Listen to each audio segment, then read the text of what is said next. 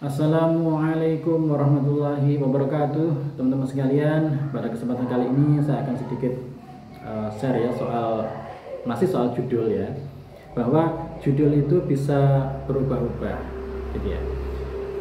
Idealnya judul tidak berubah ya. Pertama yang kita punya kita ajukan, kemudian dikerjakan sampai ujian itu tidak berubah, itu idealnya, gitu ya. Tapi di dalam prakteknya judul itu bisa berubah-ubah, teman-teman sekalian, gitu ya. Nah, di sini saya akan tunjukkan titik-titik ya, di mana atau beberapa titik di mana judul itu bisa berubah. Nah, yang pertama itu judul yang kita punya. Jadi kita punya judul A, wah nanti saya akan menulis tentang ini, gitu ya. Tapi seiring waktu kita sering baca, diskusi dengan teman-teman, kemudian diskusi dengan para dosen ya, itu bisa berubah, gitu. Dan itu tidak masalah ya. Artinya pengetahuan kita, semakin bertambahnya pengetahuan kita, yaitu mempertajam rencana riset kita.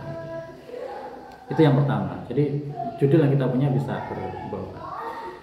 Yang kedua adalah ketika diajukan. Jadi ketika diajukan, teman-teman sekalian, misalnya kita punya dua judul ya, kita ajukan ya, mana ada yang disetujui, dan itu pun bisa diubah oleh dewan ini ya, dewan yang menentukan itu, prodi ya. Apa yang kita ajukan bisa jadi berbeda dengan apa yang disetujui, gitu ya. Nah, barangkali ada sedikit perubahan, gitu ya. Nah, itu bisa saja terjadi, teman-teman sekalian, gitu ya. Jadi itu yang kedua. Nah, yang ketiga itu ketika seminar proposal. Nah, itu bisa berubah ya, teman-teman sekalian. Karena di dalam seminar proposal itu proposal yang kita ajukan itu diuji oleh para penguji, gitu ya. Dan di sana diberi masukan-masukan ya. Nah, disitulah judul yang kita ajukan di dalam proposal itu yang sudah kita susun ya, proposalnya itu bisa berubah, gitu ya. Nah, berubahnya mungkin tidak signifikan ya, tapi ada bagian-bagian tertentu ya yang diberi masukan sehingga judulnya ada sedikit perubahan di bagian tertentu, gitu ya. Nah, misalnya soal ini contoh ya, kontra legem di dalam sistem hukum atau peran kontra legem di dalam sistem hukum di Indonesia. Nah, ini terlalu luas. Nah, diberi masukan. Anda sebenarnya ingin meneliti tentang apa? Oh, ini Pak, saya ingin meneliti tentang putusan-putusan pengadilan agama. Oh, kalau begitu dispesifikkan saja, gitu ya. Sehingga judulnya menjadi kontra legem di dalam putusan perdata agama. Jadi yang awalnya sistem hukum Indonesia itu terlalu luas ya, kemudian dipersempit lagi menjadi perdata agama. Jadi itu bisa berubah ya, gitu ya. Kemudian di dalam ujian-ujian ya, nanti di dalam ujian-ujian itu bisa juga berubah ya, gitu ya.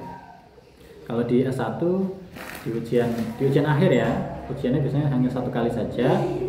Nah, itu bisa juga diberi masukan oleh para penguji sehingga judulnya berubah, tapi tidak merubah substansi penelitian kita, gitu loh. Nah, itu bisa terjadi. Begitu juga dalam doktoral juga bisa begitu. Dalam ujian kelayakan, ujian tertutup, dan ujian terbuka, bahkan di dalam ujian terbuka itu pun judul masih bisa berubah seiring masukan-masukan oleh para penguji, gitu ya. Tapi tentu kalau levelnya sudah ujian terbuka itu kan ujian yang paling akhir ya di dalam doktoral. Kok masih ada perubahan? Ya bisa saja, gitu ya.